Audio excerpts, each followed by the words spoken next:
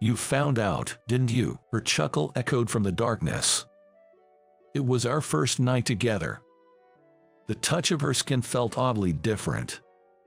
Seeing my startled retraction, she laughed. What's happening? I couldn't help my curiosity and asked. She narrowed her eyes at me. Her eyes, cat-like, predatory. Curiosity can be dangerous, she said, slowly revealing her skin. She was truly beautiful then. Even after a decade, I still remember. My name is John Adams. I had just turned 36 at the time. I worked in sales for a pharmaceutical company. Not to boast, but I was their top salesperson. My wife, Catherine, came from a popular family of practitioners. It was a marriage arranged by my father-in-law. Catherine, whom I met at the matchmaking event, seemed like a proper lady. I found no reason to refuse, and so we got married. The higher-ups in the company were pleased about this advantageous connection. It was quite the clue, earning me envy from my peers.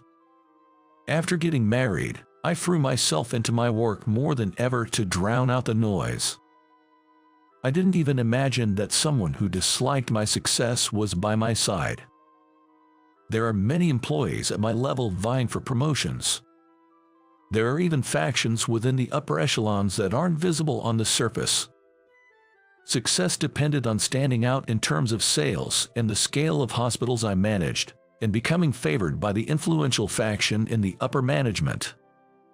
But honestly, I wasn't interested in all that.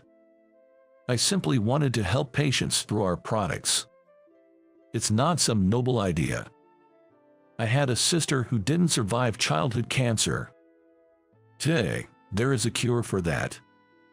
She could have been saved. That's why I believe in the power of medicine. I think it's absolutely necessary for people's lives, and I've contributed to patients through it. I was proud of this job and truly loved it.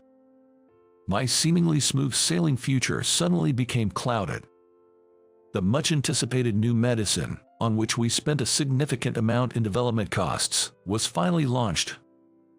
My boss was enthusiastic about making our team the #1 in the nationwide sales of this. He emphasized its early adoption in the hospitals we were responsible for during our sales meetings. The hospitals I was in charge of within my team had the greatest influence.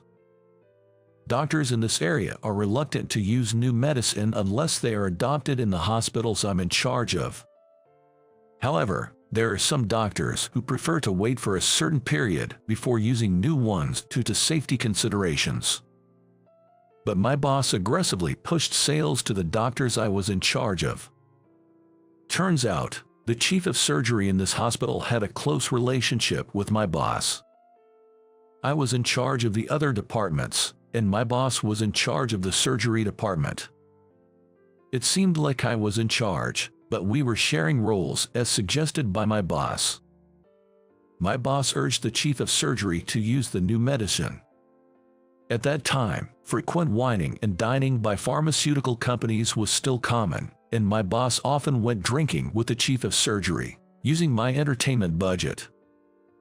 This new drug is a fantastic medication that can be effective even for patients who have not had enough effect with other drugs. Therefore, I really want patients who are struggling to consider using it. However, caution was required when using it. Most drugs have precautions for use.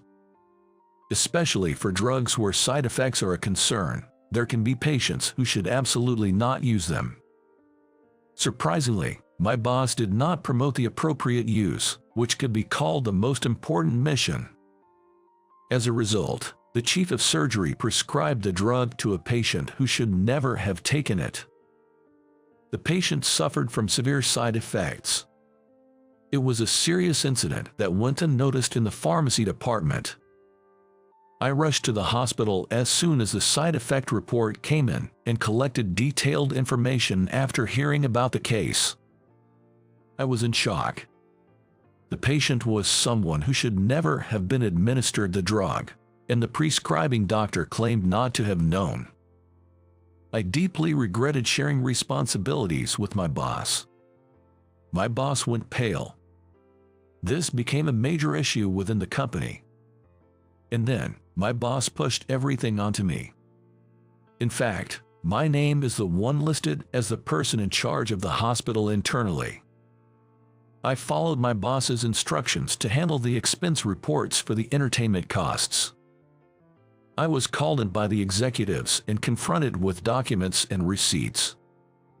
Receipts from lounges and restaurants that I never visited but processed. No matter how many times I explained the situation, the overwhelming amount of evidence made it hard to convince them. My boss was sitting next to the executives, looking smug. However, I knew that it was all a bluff. His trembling fingertips gave him away.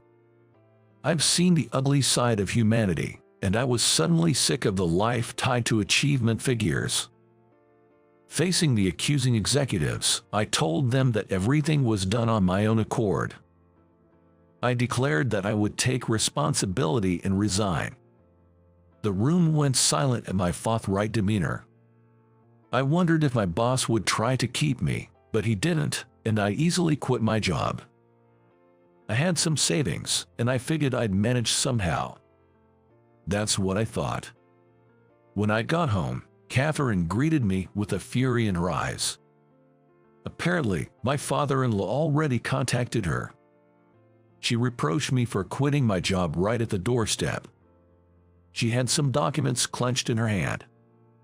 I could instantly guess it was divorce papers. There was something almost laughably meticulous about it. She was ready to part ways swiftly with a husband who no longer held any value. I guess she'd taken some advice from her dad. Everything felt like such a hassle, so I just signed the divorce papers on the spot. The house was a gift to Catherine from her father. I'll let you know once I decide where I'm going. I left those words behind as I left our home. I knew I wouldn't be coming back, but surprisingly, I didn't feel a trace of regret. If Catherine had shown even a slight hesitation to take the divorce papers, I might have ended up begging her in tears. But Catherine took the divorce papers aggressively, looking at me as if I were trash. All she needed from me was my income and my status. Knowing this, I felt a sense of ironic humor. From the next day, I started looking for a place to live. Being jobless, it was hard to find a realtor who would accommodate me. Even with my income certificate, they were cold to an unemployed man. I was in a tight spot. I decided to ask for help from an old friend. I remembered him working in the real estate industry. My friend was surprised by my situation and amazed at my current state. While dumbfounded, he chuckled, saying, "You've always been like this, haven't you?" He asked me to wait for 3 minutes, and right on the dot, he called back. He'd found an apartment and told me to come immediately. In a hurry, I noted the address and hung up. Following the noted address, I arrived at an old-fashioned Western-styled apartment. The apartment was retro-styled, with one entrance. It seemed rooms were scattered with a corridor in between. There were mailboxes marked with room numbers at the entrance. My friend had mentioned there was a landlord I should talk to. "Excuse me," I called out, as there was no doorbell. I heard the patter of footsteps from the end of the corridor. The person who appeared was a young woman. Her long black hair and porcelain-like white skin were striking. "Oh, are you John? I've heard about you. I'm the landlord, Nancy Thompson. Nice to meet you," she said, offering her right hand. Taken aback, I shook her cool hand. Her wrists and fingers were slender.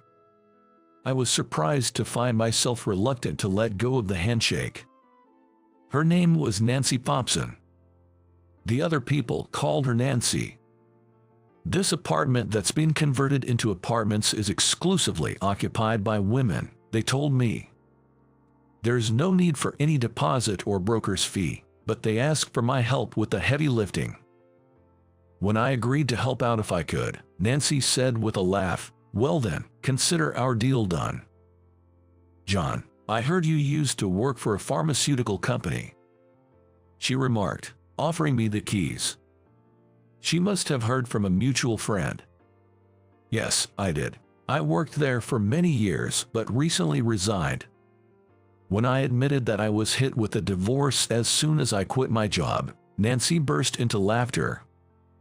She seemed genuinely surprised when I confessed that I left my house right after that. "Well, there's nothing wrong with starting over," she said, her smile dazzling me. She seemed unbothered when I promised to find work quickly. And so, my new life began. There were a variety of tenants in these apartments. Students, novelists, and single mothers.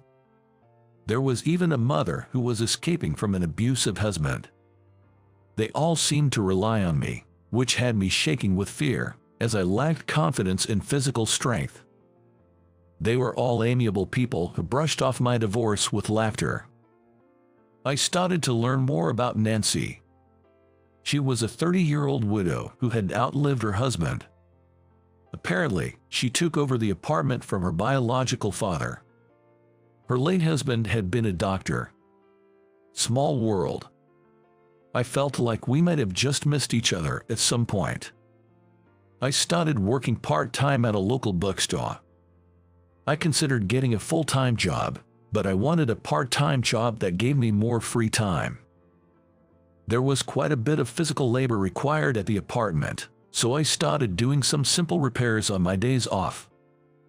Nancy would occasionally share some of her dinner or bring me bread that she had baked as a hobby. The more we interacted, the more I found myself attracted to her. She casually helped out the other tenants in the apartment. The hallways were always clean, and despite the age of the apartment, it was comfortable living there. She even seemed to help the children of the single mothers with their homework from time to time. Just as I was drawn to her, she seemed to show an interest in me. She asked me about my previous job and often stopped by the bookstore where I worked part-time. It didn't take us long to start having dinner together. As we closed the gap between us, I found myself touching her skin for the first time in the darkness when I stayed at her place for the first time. She looked even more alluring than usual, so stunning that it took my breath away. Her skin was as cool as when I touched her hand that day. There was a strange sensation in her skin, and I instinctively pulled my hand back. Her skin felt too different to be human. Nancy stared at me as I pulled my hand back. Seeing my surprise, she laughed a little. "Sorry, what's going on?" In my flustered state, I lost all my older man's composure and asked her. She just narrowed her eyes and smiled. "Curiosity kills, you know. Are you sure you won't regret this?" She stared me down with eyes as fierce as a wild feline, revealing her skin to me. Upon it, a multitude of surgical scars remained. It must have been a significant injury. The marks on her pale skin almost resembled a flower pattern. The shocking severity of the scars I was seeing for the first time left me speechless, and she peered into my face with a hint of amusement.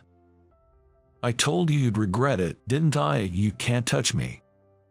She slowly pointed towards the exit. "Leave this room and regret hurting me." She expelled me from the bed with a cold voice I had never heard before. "What about those scars? Why?" I asked, and Nancy just laughed. Then she began to speak quietly. Nancy's husband used to work as a surgeon at a general hospital. Apparently, he had been unable to perform a surgery that he was supposed to because he was suspected of collusion with a pharmaceutical company. The patient died during the surgery performed by a substitute doctor. Of course, her husband had no involvement with the pharmaceutical company. It was the head of the surgery department who had pinned the blame on him. Taking all responsibility, her husband had to leave his job. After leaving the hospital, He was always down. When he said he was going to go on a hike, which was his hobby, Nancy was relieved. It was winter, but she sent off her experienced husband. That was the last time she saw him alive. He didn't return even after his scheduled descent. After a search, he was found dead in a snow cave. There was no suicide note. Did he go to the snow-capped mountain to end his life, or was it the result of an accident? Feeling responsible for not stopping him, Nancy threw herself off a cliff, apparently trying to follow him. Fortunately, she survived, but with significant scars left on her body. You can't mean the pharmaceutical company is. I had a gut feeling, and my words got stuck in my throat. I heard about a scandal caused by a senior colleague from my boss. That's right. It's the company where you work. They refused my husband, who had asked them many times to prove his innocence. Nancy said with a strained voice. She knew very well that I had nothing to do with it. But she said she despised me just for hearing that I worked in sales for that company. I thought it's okay for you to get hurt with something you can never have. Nancy said and laughed. She was laughing, but to me, it looked like she was crying. She knew she was being unreasonable. Yet, she still wanted to hurt me, regardless of the logic. Her feelings must have been strong. Nancy still has her deceased husband in her heart. She intends to live on, carrying his regrets. I shudder. Did Nancy draw my attention just for this? I wanted to believe that there were some feelings for me, if only a little bit, otherwise. Thanks for everything so far. I'm leaving tomorrow. I can't stay in this apartment any longer. I decided to leave tomorrow. I took a little break during my long life. My days in the apartment were such peaceful days. That would help if you could do that. I had a slight hope that she might stop me, but she wasn't that kind of person. She turned her back on me, not wanting to see my face anymore. She never looked at my face until the end. The next day, I rushed to the real estate agency from the morning and looked for a new apartment. This time I wasn't unemployed, so I managed to rent a place. I immediately started moving. I didn't have many belongings to begin with, so the move was easy. Once I leave this apartment, I plan to look for a job. My break from life is over. I told them I would quit my bookstore part-time job a month in advance. There's no going back now. I left the apartment as the neighbors saw me off. Since Nancy didn't show her face until the end, I left the keys with one of the tenants. I left a note of thanks for their kindness and decided to leave it with the keys. I wonder if Nancy will read my message. She probably won't read it. I had a feeling. A month later, I found a new job. It's the same sales job as before. I'm selling real estate. I ended up getting a job at that real estate agency. Although I'm learning a lot in a field that's new to me, I'm enjoying every day. And finally, today, I managed to move. My new place is that old apartment building. I've come back to that familiar apartment. I wondered what kind of face you'd make when you came back. Nancy was waiting for me at the entrance, arms crossed. Despite her harsh words, her eyes were calm. I'd like to start over. At my words, Nancy laughed as if she was dumbfounded. When I suggested that we start with introducing ourselves, Nancy wouldn't play along, saying it was silly. After asking a few times, she finally agreed. Even if we start over, it might be the same. If so, we'll start over again. As I responded nonchalantly, Nancy gave a wry smile. I hope that when she finally sorts things out, I'll be right next to her. If she chooses someone else, I will say congratulations to her with all the bravado I can muster. How did you like it? Your subscription to our channel will motivate us. See you in the next video.